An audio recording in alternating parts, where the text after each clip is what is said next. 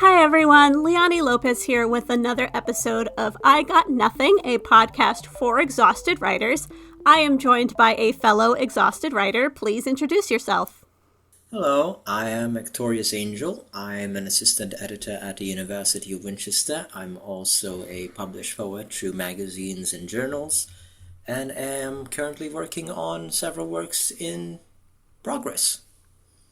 Amazing. I feel like every author is just like, I'm working on so many things right now. I'm always working on many things. So, as a writer and as somebody who works as an editor, did you always know you wanted to be a writer, or did that come a little later? I started writing when I was perhaps 8 years old or 9 years old. So it stems from a very early childhood, I would say. I started writing with, I believe it was role play sites and poetry and journaling. Much of it started with journaling at the time. So I somewhat, I consciously and automatically was already a writer at a very young age before I got picked up by my own mentor as well. I absolutely was as well. Like the second I learned that I could write a story, that was it. Like it was just like after that, that's all I did. And I also did role playing games as well. So that's really fun that I'm talking to somebody who did write role playing games or do role playing and things like that through writing because it's just so fun, but it's also a great writing exercise. For me, it was mainly because when I started writing these, of course, it's like fan fiction and whatnot, or maybe it's fantasy or whichever ideas you come up with, because that's how Dungeons and Dragons came to be. It's how Warhammer came to be, and all the famous board games that we know now came from, of course, roleplay ideas. But originally, for me, it was an idea of joining a writers group that was very adult at the time. There were 40-year-old, 30-year-old, 20-year-old writers of all kinds who were just, writing these stories, and I joined up with them. And it was the idea of here's a character. How do you interact with the character, and then how do you develop a story further on as your, starting practice? And I think that sort of helped me develop some parts of it. Of course, at a young age, I was already picked up by another author as my mentor. So 8 years of age and already having a mentor at that time, there was also that very specific, influence in that sense. Yeah, especially so young. Well, tell me a little bit more about your mentor. How did that come to be? I was writing on sites, on websites at the time. I was so to give you some more context before I actually start in because it needs some context. Yeah. I was an immigrant at the time, and I still am even now. I still don't live in a full country full time. I'm only in England for like a year now, or maybe three, depending on whether or not I decide to finish my degree over here as well. But at the time, I was an immigrant child. I didn't have a lot of friendships. I didn't have a lot of people around me to believe in and trust and see as father or mother figure because you travel too many times, you go out of countries too many times. There's not a lot of time to really find a solid foundation to who you are. And so my way of doing things was to express my way of seeing the world and how I saw everything around me and how I felt it by more or less writing poetry and short stories. And of course, I didn't know what that was at the time. I was merely 7 or 8 years old. I didn't know the depth of poetry or the depth of prose or the depth of short stories. I didn't know what it really meant. I just wrote, and it helped me survive. But because it helped me survive, I remember my mentor then sort of picked me up on these websites because she saw me writing a short story about an assassin, which is ironic at the time being a child. You're writing about a hitman, which is, not really the greatest beginning, but the point of it was that these I started writing these in-depth short stories about a hitman, but it was in-depth in terms of emotion and character dialogue. Whereas most children would be possibly, writing a big fantasy about dragons or a big fantasy about sci-fi and going and killing people with guns like you do in GTA, and these the video games that you have as a child, as a boy. But I originally didn't. I decided I want to write about something more human. So how about a person who is a hitman and he has to then develop other things, emotions, feelings, depth. He has to face the world. He has to see what's going on. And that sort of became a thing. I sent it out on these websites where you see writers, sending out their work and to just share feedback and whatnot. She saw it, and then her first comment was more or less, "This is great. Have you considered publishing?" Or, well, have you Oh, considered whoa. publishing and writing, like actually writing? And I was 8 years old. I didn't really know what that meant. I really, really didn't understand what that even meant. So I asked, like, yeah, no, I don't know. What do you mean? And I got in contact with her, and that sort of developed further on from there. She is a historical author. She became published with, I believe, five full novels at the time, even further now. It's been a couple of years now. It's been 15 or so years now. So I'm not sure what she's doing now. But yeah, that sort of started my main journey from there, because I started writing exercises with her. She started teaching me philosophy, religion, poetry, prose, history, archaeology, mainly like all the things that you would mainly learn in university or college if you were at a specific level.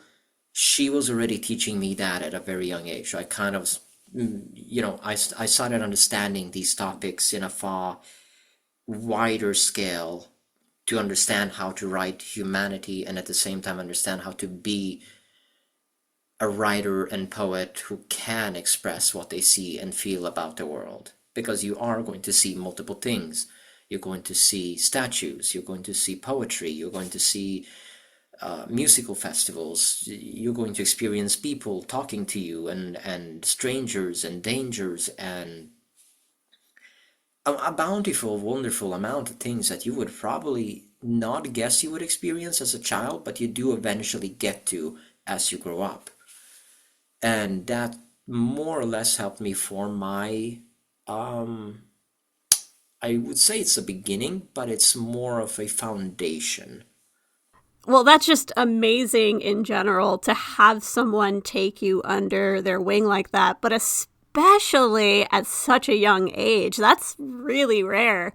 And I think it's amazing that she not only saw that potential in you, but was like, oh, I'm going to nurture this. And it's like 15 years later and you're still writing. That's such a beautiful foundation to start with, or to develop, I should say, because you didn't really start with it. She just helped you develop it over that time. It took many years, but in some aspect, I guess I would say I'm proud of it. I'm not just proud of it, I would say beyond proud of it. I'm also very grateful. I don't believe I would see the world I see the way I do now, and I don't believe I would be able to write the way I do now. For example, the short pieces I've sent to you, as well as examples which you read recently, and the works I've published in other journals and magazines, and the works I've sent out recently to other magazines, and even the things I'm working on now that my lecturer has seen in university here. I wouldn't be at that scale and level were it not for my own mentor teaching me these things. It helped me connect, it helped me understand myself, it helped me understand what it means to have a duty, because I learned early on that if you are born a writer and you are going to live with the idea and suffocation that if you don't write tomorrow, you will want to end your life because it is that important to you.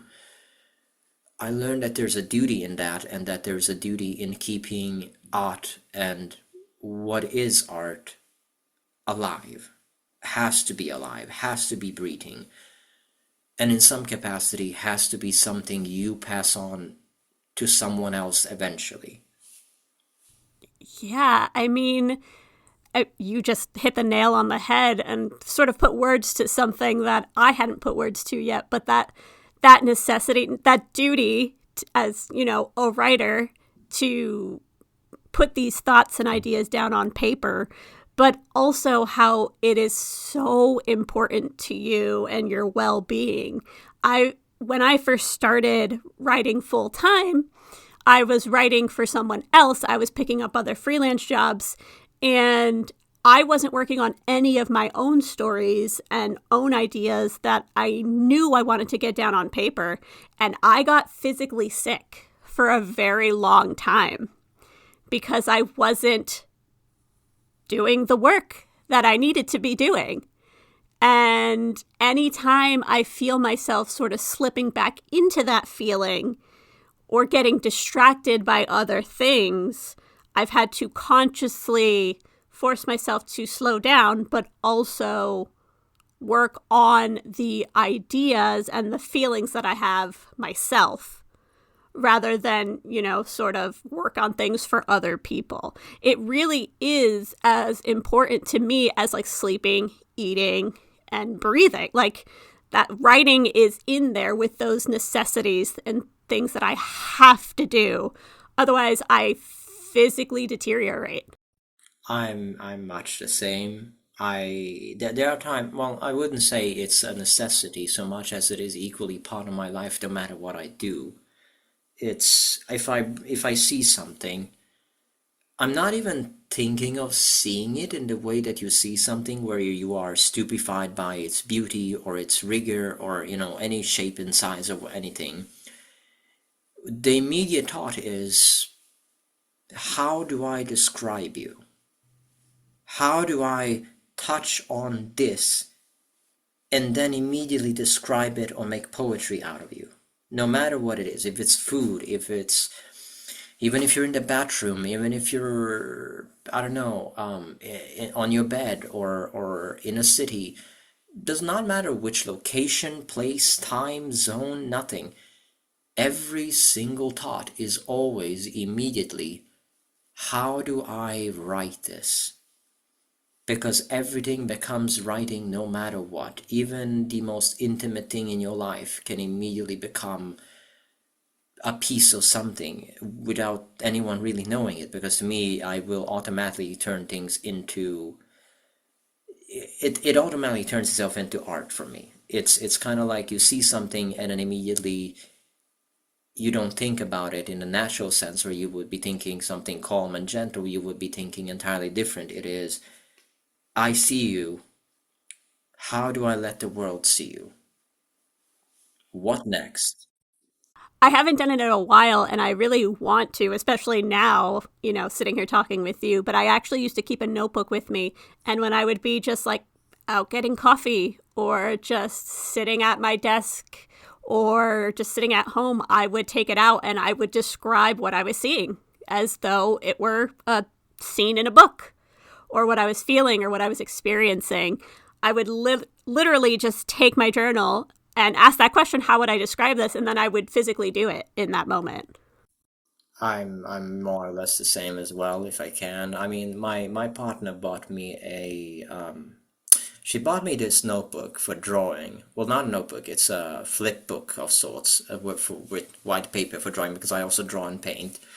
And I also have another notebook in which I schedule daily journals inside of. But I know that if I don't write, I become worse. I don't socialize well. I become angry. I become disappointed. I punish myself constantly. I know this. If I don't do anything, I know for a fact I will be constantly punishing myself. That is something that I still struggle with. Not as much anymore. I used to I used to punish myself a lot more when I was younger and a couple years ago. So, for example, 4 or 5 years ago, if I really didn't write for 2, 3 days, I would spiral into insanity in a way. I would become depressive, maniacally depressive in some manner, and I would punish myself for not doing anything because it was that bad. I told myself I'm worthless. I'm not doing anything. I'm not writing. Why am I even living if I'm not writing? And it used to be that bad, but now, now it's more of a I haven't written in a week. I really need to get to it, or else I'm gonna really get to that spiral again. I need to do something now.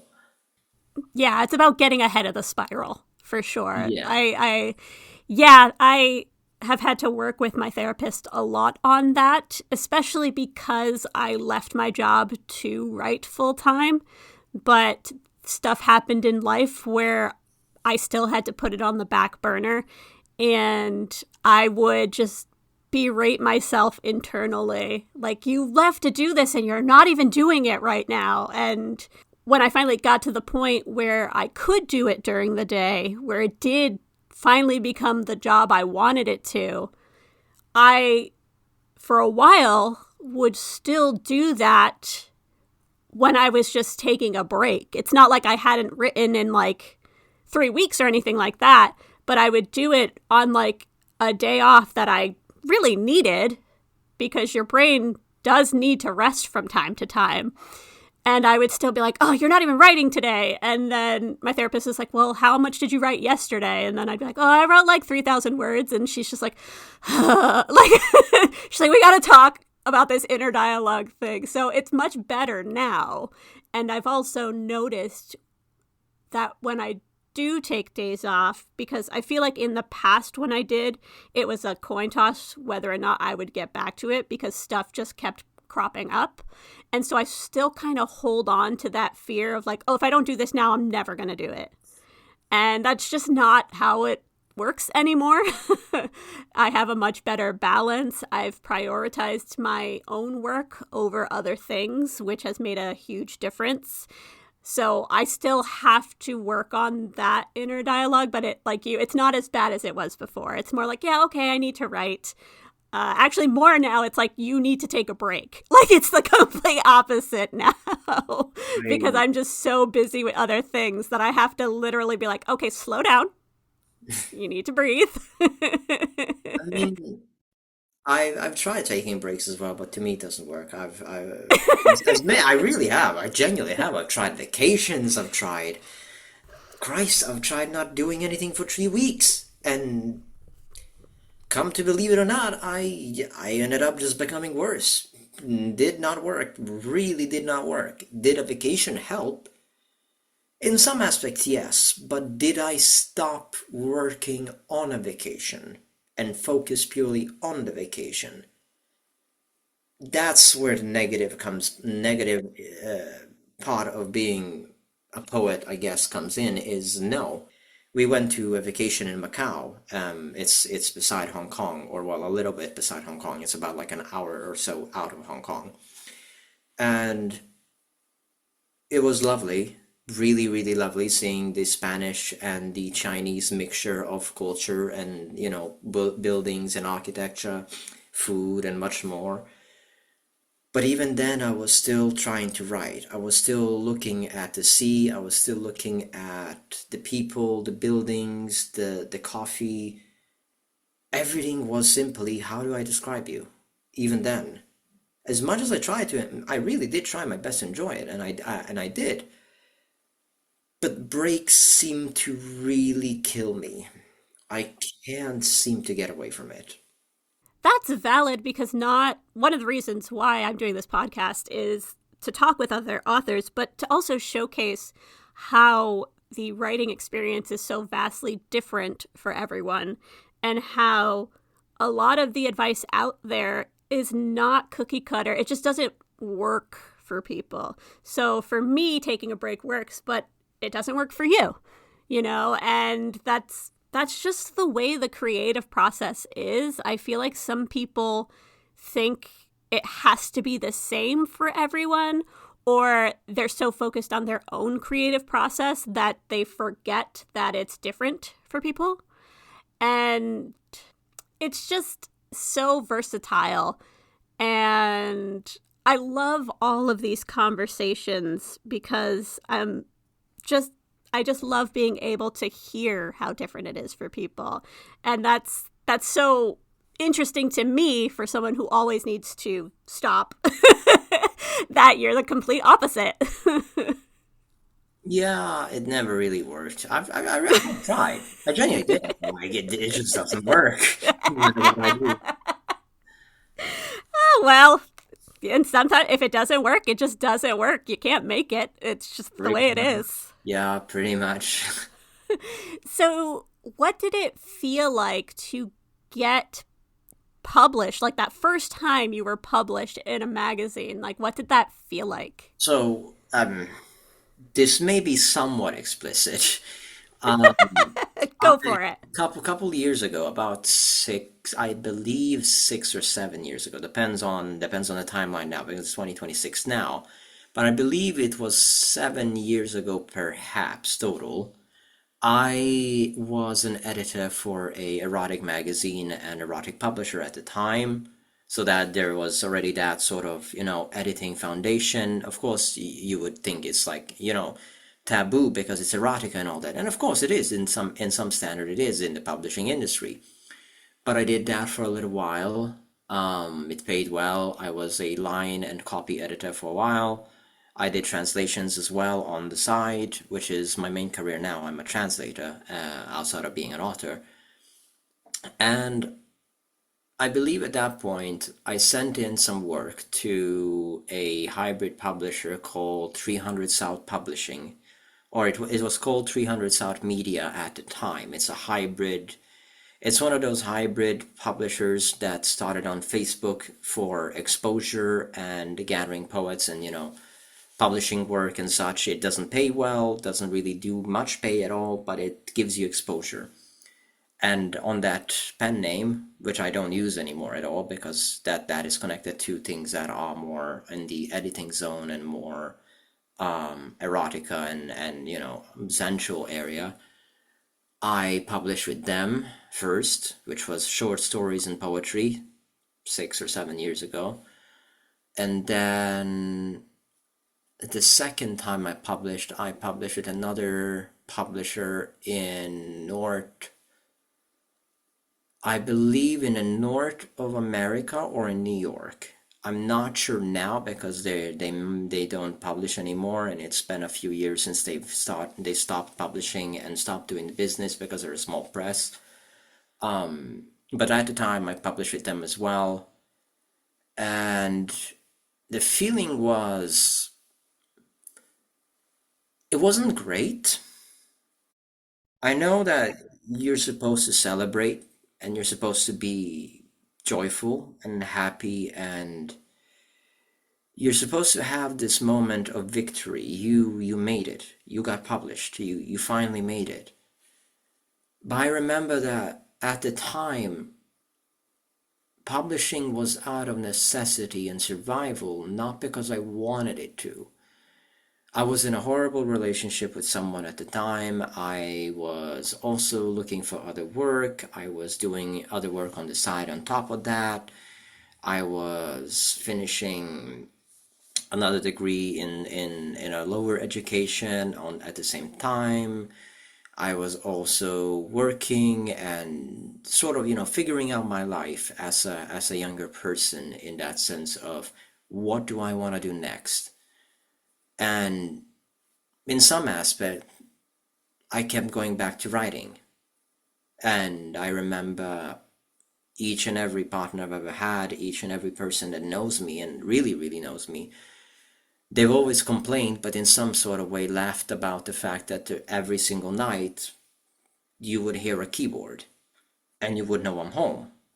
And that sort of became the trademark of, he's home. He's home. If you were worried I was gone or something, or if I wasn't around much, you would usually sort of go upstairs or to another room in another home and be looking for the sounds of a keyboard. And if you heard it, then that would mean I was home. And, that would sort of signify she's here.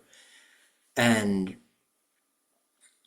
I did that every night. I wrote back to back to back for months on end. I didn't sleep, I didn't eat, I barely showered at times because sometimes it would be, I am wide awake, I'm not tired enough, and I'm not done yet. I'm going to keep writing until I'm exhausted to a fault, to where, I'm harming myself in that sense. And it's not the greatest achievement, it's not the greatest thing to do. I wouldn't advise it, risking your life for art. I do it because this is my lifestyle, this is what I am. I am an artist who, above all and everything else, will, no matter what, risk my life, come what may, for the things that I do. But in some sense, it didn't feel great because it was made out of the necessity to survive and to make my way through this world. Now, of course, it feels better because now I have my own pen name. As an author, I have my own career. I have a foundation to stand on now as an author, editor, and linguist in general. So now I have something to really genuinely be proud of. But back then it was purely survival, nothing but survival. I think that's a very important distinction and a very important story to share, because I feel like we see a lot of the quote unquote like positive side of things. Like people try to be more positive with their answers, or, with their experiences. But, just like everything else we've talked about, it's different for everyone. And yeah, I remember the first time I finished a ghostwriting project back in like 2018, 2019. And when I had finished like my own books, I had been like so proud, or, really, really excited. But I remember finishing that first ghostwriting story, which was a romance novel. I ghostwrite romance novels. And I wasn't excited and I wasn't happy. I was exhausted. The company I worked for had a very short window for writing and turnaround. They really treated it like a book mill. Like you just had no chance to like take your time with it or get extra time. And the client had been very involved throughout the whole process, which sort of hindered the creative side of things. Like I couldn't be as creative as I wanted to be, and I had to quote like show my work as I was going. Whereas when I do my normal writing, I like to get like the basics of a scene down and then go back and flesh it out more and kind of live in the moment a little bit more. But there was no time for that. And so by the time I finished that book, I was so tired and I had no rest because I was assigned another one like within the week. I did the same as well. We had no time. Our clients would come to us with a book, two books, sometimes three books, and they, well, given that you're being a ghostwriter or you're editing with an a classified name or something else, because sometimes you don't take credit, you just take the money, which is what I did. Usually I just took the money.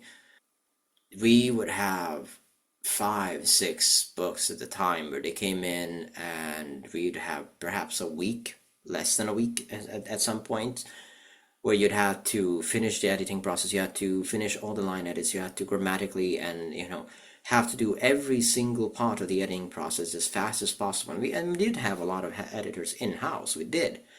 We had a copy editor, line editor, developmental editor. They had myself for translations and more. And I believe we worked almost 17, 18 hours a day with very little pay at the time. The pay was greater eventually because we got commissions on top of that as well.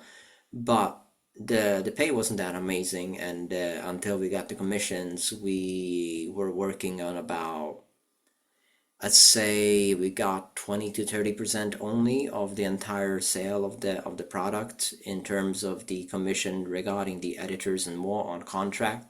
So we would get a paycheck of, I'd say, $300, $400, which wasn't really great because you can't survive on that. Not really. It's below normal wage generally. It was below normal wage. The capita per word was 0.002, I believe, or 0.02, half a cent or below half a cent, far below half a cent even. And then we really did the same. We didn't have time, nothing. We kept working and working and working, but as you already know, for both of us, that was survival. You had to do what was Yeah. necessary. Yeah, that I worked for that company for about 4 months. I stuck it out for 4 months. But in the end, I had to leave in the middle of a project because I had been assigned 3 books within that month.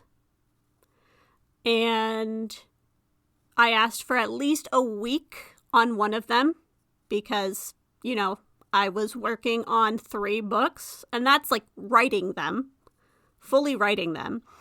And I was being just hounded in like on the website where, we all met and like organized things, and being asked like, why isn't this done? Like, how are we so far behind?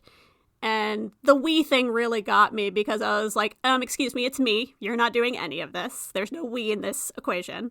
But I was also in physical pain because I started having issues with my hands from typing so much. And I was mentally not in a good place. I was very depressed, very anxious.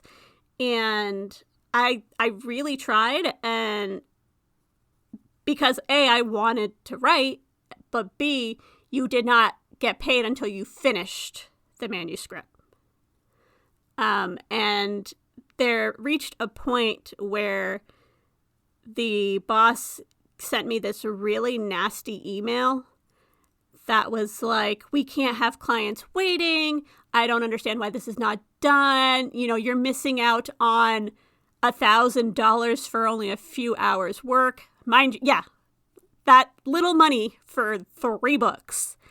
And he was like, if you don't get it to us by Monday, I'm going to have to reassign it. And I was so anxious that I was having my husband read me my emails because I was so scared of getting an email from him. And so when I read that, I turned to my husband and I was like, I want you to reply, and I want you to say, go ahead. And then I want you to delete the email, and I'm never speaking to this man again. And that's what I did because I had to put myself first at that point. And I walked away, and I am so glad I did because it turned out I had tendon issues in my hands, which would go on for another 3 years after that before I got an answer. And about a couple months later, when I was in a much better headspace, I actually ended up getting an email from one of the clients that I had not been able to finish her book.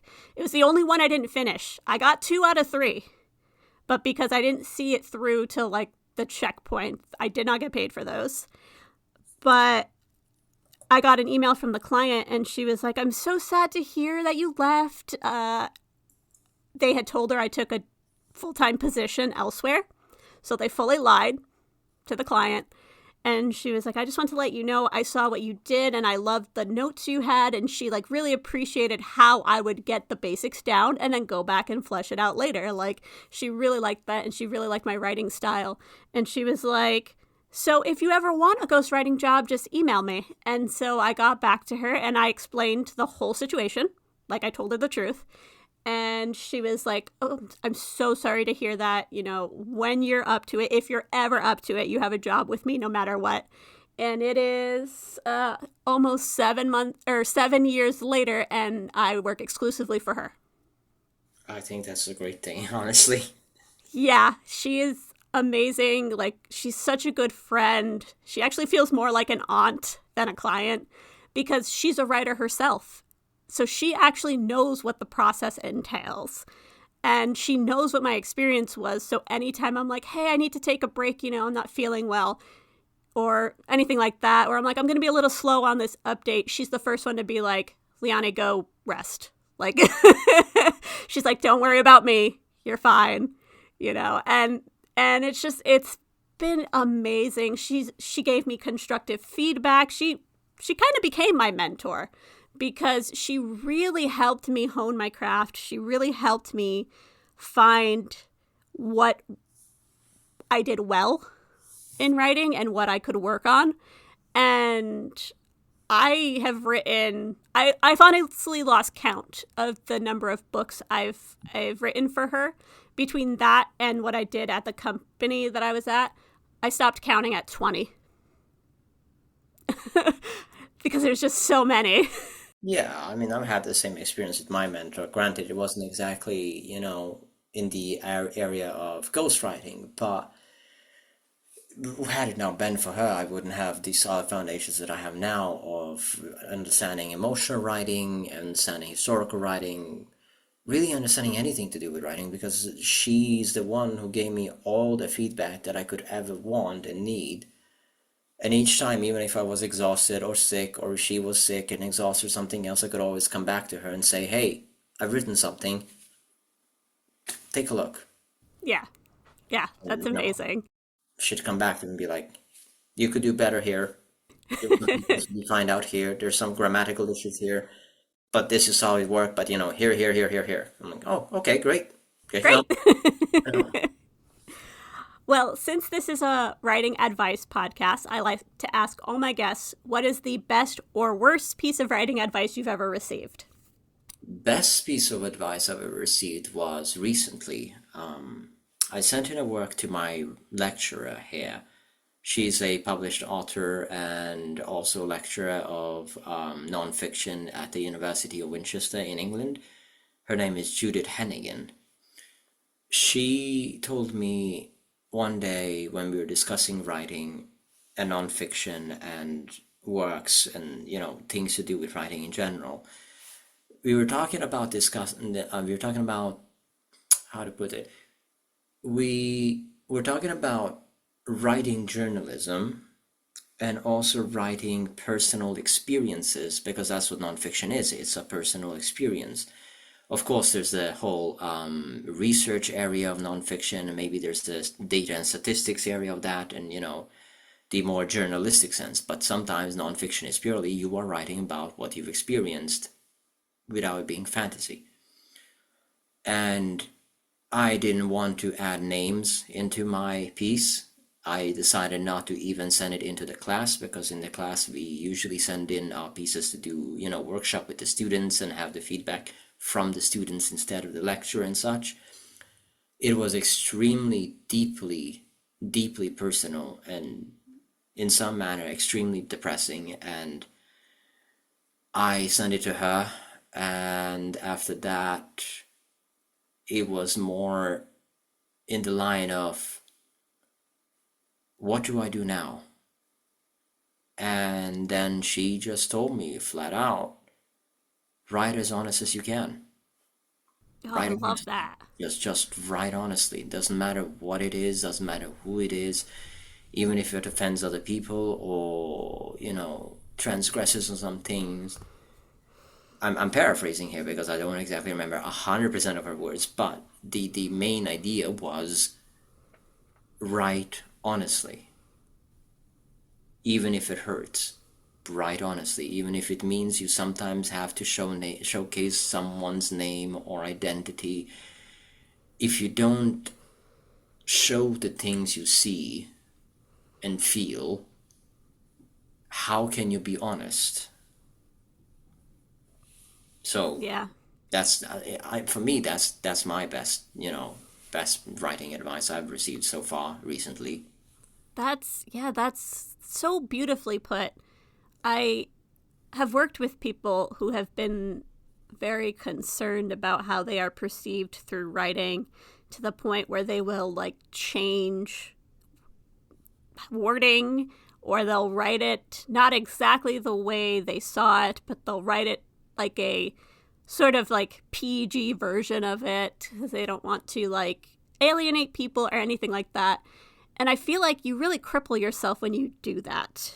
You really take away a huge part of what makes writing so special and what gives writing such a unique flavor, I mean, from person to person. yeah, you really do. Because if you don't write honestly, then there's no there's no way to really speak out or say something you want to say in this world without being 100% honest.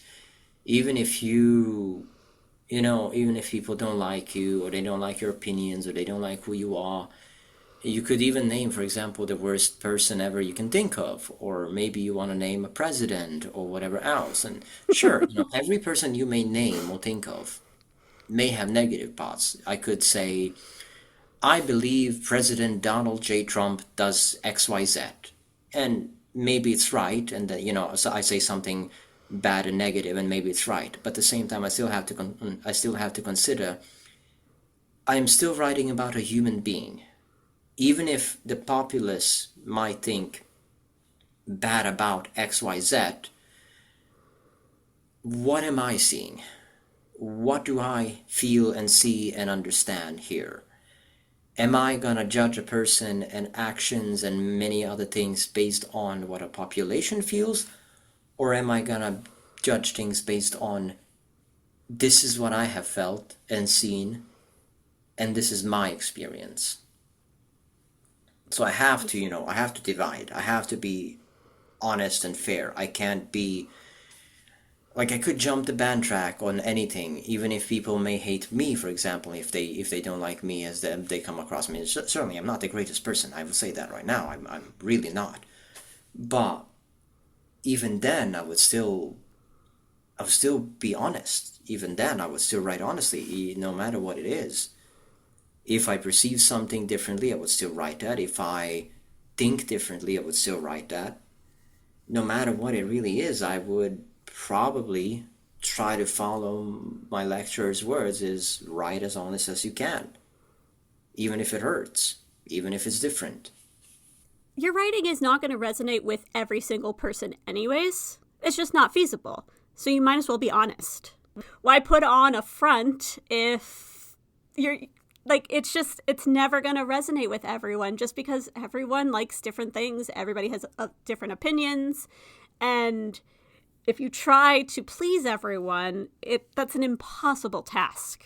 So you might as well just please yourself and stay honest to yourself. More or less, yeah. I've stuck to that from now on forward. I just decided to, this is my art. If you don't like it, okay. If you like it, okay. But there's a far deeper notion of why I do it. And eventually, when someone finally understands that, which perhaps might be the day I die, 50, 60, or 70 years in the future, I'm reckoning that's what's gonna happen, is eventually someone is finally gonna understand it. And then that's it. Until that day when I finally croak, until that day I will write whatever I feel like and philosophize and make poetry and more. That's the world I see. And if I see it the way I see it, I think that's beautiful. If someone doesn't feel that it's beautiful or it's great, okay. Because I'm not writing for them. I'm writing for the idea of, I have something I want to show the world. Yeah, and I think when you boil writing down like to just the finest finite idea, I think that's it. It's just writing what you know, what you see, and what you feel. Yeah, more or less, yeah. Well, thank you so much for joining me today. That's been such a treat. Where can people find you online? They can find me at Ectorius Angel on Instagram. You can also find me with work such as There's a Haint in That There Holler, which we wrote with profits that go to benefiting Western NZ and rural Appalachia during the storm. They can also find me at really many places in this particular area. I mean, I'm in Curious Courier Publishing as a guest over there. I'm in Gipsophilazine in Volume 3. Iteration 4, Unteamed. I am part of Shatter Reflections, the anthology of grief and healing from 300 South Media. And if you are eventually going to study at the University of Winchester, you might ask someone about Ectorius. I will put the links to all your stuff in the description so people can find you. This is a reminder that I do have a Patreon. Patrons receive episodes up to 2 days earlier than the general public. There are exclusive blogs and podcast episodes that are only found on Patreon. You'll also receive discounts on writing services, behind-the-scenes tidbits for Battle Cry, including access to our blooper reel, access to my Discord server, and shout-outs in future podcast episodes. So head over to patreon.com/Leani M. Lopez or check out the link in the description. Thank you again for talking with me today, Ectorius, and thank you to everybody for listening. As always, happy writing.